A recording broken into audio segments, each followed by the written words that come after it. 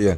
So ulitin ko lamang po sa for confirmation purposes lang. Dito una narinig sa ating programa sa Bangon Bayang Masahimpilang Radyo Pilipinas. Yung pong na-report, na unang report na nasawi sanhi ng glanders, hindi pala ito glanders. Ito ay melioidosis. Tama po ba? Oo. Kasi yung bacteria po, Holderia pseudomallei, yung glanders, Ducardolia mallei. So magkapinsan yan, yung bacteria na yan, pero hindi siya glander. Melioidosis ang sakit na siya. So ano pong dapat gawin, Sec Ted, para hindi na po kumalat pa itong glanders o maging itong melioidosis?